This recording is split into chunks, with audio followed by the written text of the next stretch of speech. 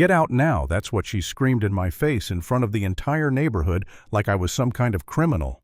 But here's the twist, my house wasn't even under the HOA she ruled over.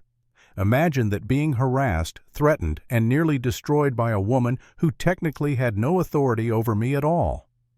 That was the day I realized Karen, the self-appointed queen of Maplewood, wasn't just a pushy neighbor, she was dangerous. When my wife Beth and I moved into Maplewood, we thought we'd found peace.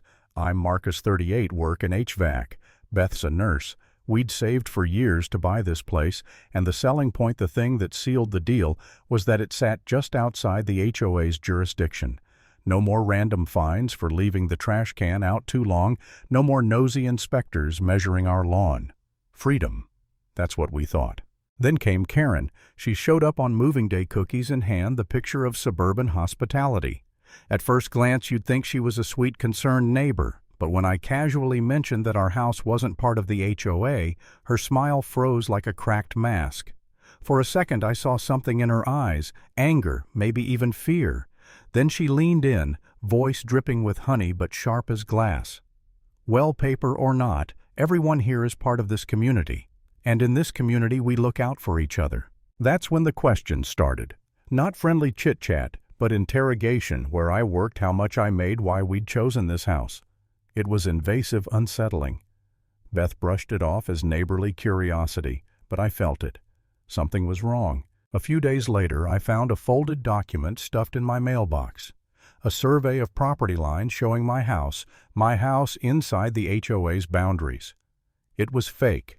I compared it with the closing papers from the realtor and the lines didn't match. Someone had gone out of their way to fabricate it. I should have laughed it off, but my stomach dropped. That someone had to be Karen. From there, it escalated fast. Karen recruited Tom, her right-hand man. He came by one afternoon, clipboard in hand, saying he used to be a professional appraiser. He told me, "If you just sign on to the HOA, Marcus, your property value jumps 40 grand easy." He said it like he was doing me a favor. I told him thanks, but no thanks. His smile vanished, replaced with a look that said, "You'll regret that." Regret came quick. We started finding warning slips taped to our door code violations for having the truck parked on the street overnight, for Beth's flower pots not being in approved colors. Our mail went missing. Twice I found scratches near the locks on our front door. Beth's nerves frayed. She worked long shifts, came home exhausted only to deal with this circus. And I started to doubt myself. Maybe I was overreacting. Maybe we should have just joined. Beth began forgetting things, whole conversations where she left her keys. She'd snap at me for no reason, then burst into tears. One night, she whispered, "Marcus, maybe you're the problem. Maybe you're imagining all this." Hearing her say that broke me. For a moment, I thought she was right. I thought maybe I was losing it. Then came the night that changed everything. I installed a hidden camera in our kitchen after finding coffee that tasted off. The footage nearly knocked me out cold. Karen slipping into our backyard while Beth napped, stirring something into the coffee pot. Later tests confirmed it mild sedatives. Karen had been drugging my wife. That's when the fog lifted. This wasn't paranoia. This was war. I confronted Beth with the footage, and though horrified, she finally believed me. That's when David Martinez knocked on my door. David had lived in Maplewood years before and looked like a man aged twice his years. He'd lost his home in a forced sale orchestrated by the HOA. He carried a file thick with documents, fake surveys, rigged fines, suspicious maintenance charges. "She's done this before," he told me. Families disappear, houses flipped for profit. Karen walks away richer every time. Together with David, I dug deeper. Bank records, invoices, even Facebook posts from ex-neighbors. It painted a picture of fraud, coercion, and abuse spanning years.